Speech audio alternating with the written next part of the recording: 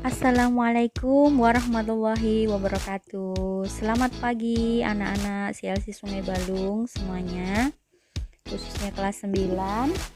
Ibu harap kalian dalam keadaan sehat sehingga dapat mengikuti kegiatan pembelajaran ini dengan baik.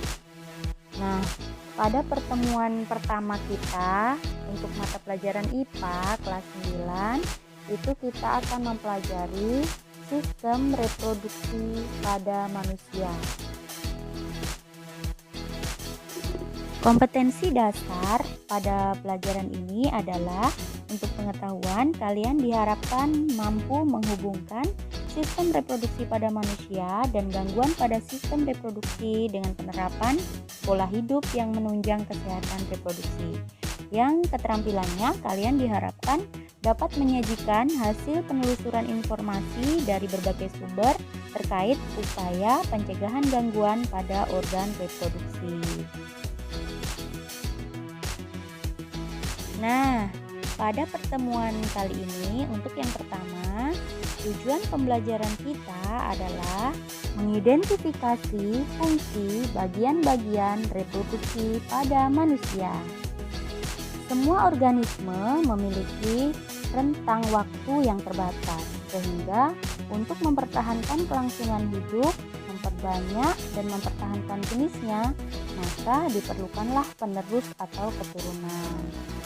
Nah, dalam proses biologi pada saat organisme menghasilkan individu baru, maka itu disebut sebagai reproduksi.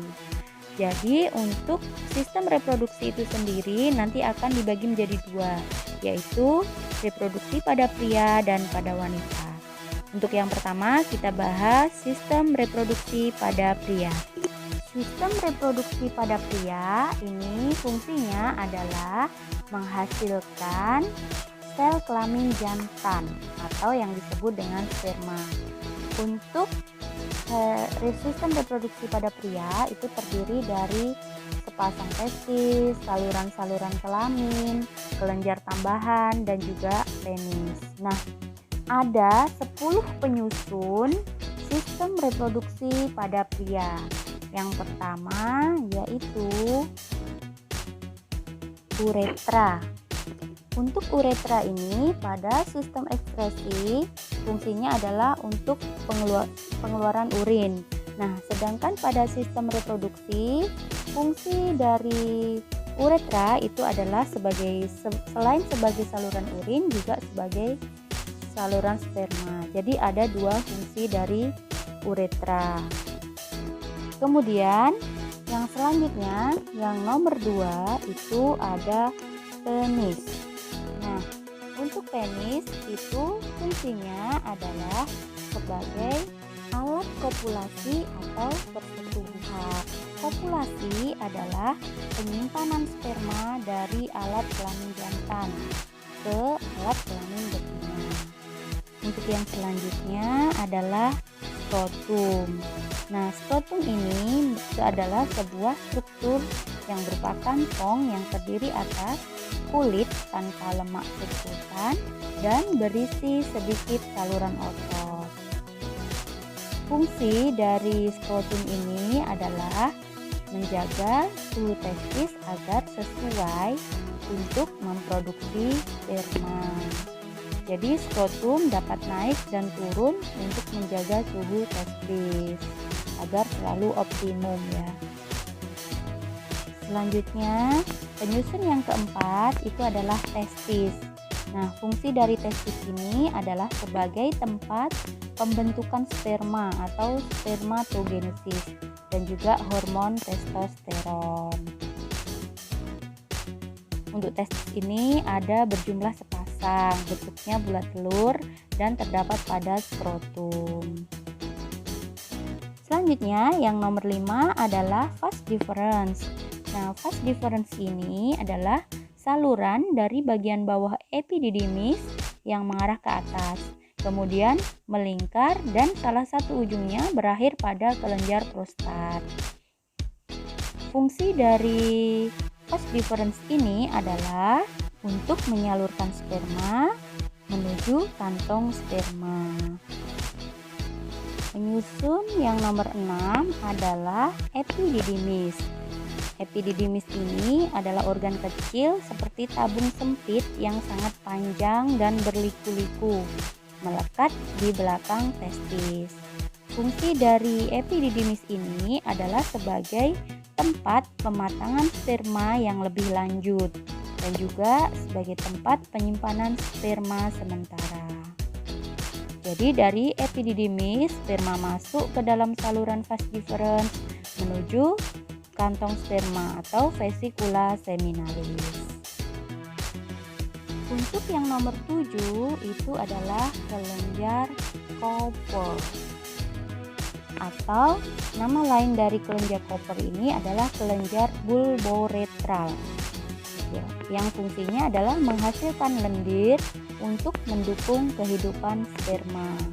Jadi, kelenjar Cowper ini berfungsi untuk melindungi sperma dengan cara menetralkan urin yang memiliki pH asam yang tersisa dalam uretra. Untuk yang nomor 8 adalah saluran ejakulasi. Nah, fungsinya adalah menyalurkan sperma dari kantong sperma ke uretra. Untuk yang nomor 9 adalah kelenjar prostat. Kelenjar ini menghasilkan cairan yang dapat menetralisir suasana asam dalam vagina, sehingga sperma yang masuk dapat bertahan hidup. Kelenjar prostat ini terletak di bawah kandung kemih dan fungsinya menghasilkan cairan yang bersifat asam. Untuk yang nomor 10 adalah vesicula seminalis. Nah, vesicula seminalis ini nama lainnya adalah kantong sperma. Fungsinya adalah menghasilkan bahan makanan bagi sperma pada saat perjalanan menuju sel telur. Jadi, vesicula seminalis ini menghasilkan zat yang bersifat basa, fruktosa, hormon prostaglandin, dan protein pembekuan. Untuk yang selanjutnya yang akan kita bahas adalah sistem reproduksi pada wanita. Nah, fungsi dari sistem reproduksi pada wanita ini adalah menghasilkan sel kelamin betina atau yang disebut dengan ovum. Untuk penyusunya itu ada 6. Yang pertama ada ovarium. Nah, di sini ovarium itu nama lainnya adalah indung telur. Merupakan organ yang berfungsi memproduksi sel telur atau ovum. Ovarium ini ada sepasang yang terletak di sebelah kiri dan kanan uterus di bawah tuba Fallopi dan memiliki bentuk seperti biji buah kenari. Ovarium ini berisi sejumlah besar ovum yang belum matang yang disebut oosit primer atau folikel. Nah, setiap bulan wanita mengalami pematangan sel folikel menjadi folikel de Graaff. Sel telur yang sudah matang akan terlepas dari folikel. Kejadian itu disebut ovulasi. Nah, di dalam folikel sel telur atau ovum dikembangkan. Folikel juga menghasilkan hormon perempuan yaitu estrogen dan progesteron. Penyusun sistem reproduksi pada wanita yang nomor 2 ini adalah fimbriae atau umbai. Fungsi dari umbai ini adalah menangkap sel telur pada saat ovulasi. Salah satu fimbriae atau umbai menempel ke ovarium. Penyusun yang nomor 3 ini adalah oviduct atau tuba Fallopi. Tuba Fallopi ini terdapat sepasang di setiap tubuh perempuan, yaitu di kanan dan di kiri, memanjang ke arah samping dari uterus. Nah, panjangnya kira-kira 10 cm dan di bagian ujung dekat uterusnya menyempit. Fungsi dari tuba Fallopi ini adalah untuk mengantarkan ovum dari ovarium ke uterus. Selanjutnya, penyusun sistem reproduksi wanita Yang nomor 4 adalah rahim atau uterus. Uterus adalah rongga berotot yang mampu mengembang mengikuti embrio.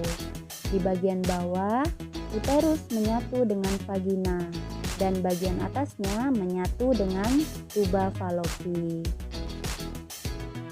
Uterus berfungsi sebagai tempat janin menempel, tumbuh, dan berkembang sampai proses kelahiran. Kemudian dinding rahim atau endometrium itu berperan dalam pembentukan plasenta. Penyusun sistem reproduksi wanita yang nomor 5 adalah serviks atau leher rahim. Nah, serviks ini merupakan struktur rahim bagian bawah yang menyempit dan membuka ke arah vagina. Serviks menghasilkan lendir yang membantu spermatozoa mencapai rahim. Dan yang terakhir, yang keenam itu adalah vagina. Vagina adalah tabung berotot yang dilapisi membran dari jaringan epitel dan dialiri pembuluh darah. Panjang vagina adalah dari vestibula sampai serviks atau mulut rahim. Nah, vagina ini berfungsi sebagai tempat kopulasi atau penyimpanan sperma, jalan bayi waktu melahirkan, dan saluran tempat keluarnya menstruasi. Demikian tadi penjelasan singkat mengenai sistem reproduksi pada manusia, yaitu sistem reproduksi pada pria dan juga sistem reproduksi pada wanita. Untuk tugas dari kegiatan pembelajaran ini adalah yang pertama, gambarkan sistem reproduksi pada pria dan juga wanita beserta fungsinya. Sampai bertemu di pertemuan selanjutnya ya. Bye-bye. Sekian dari Ibu. Assalamualaikum warahmatullahi wabarakatuh.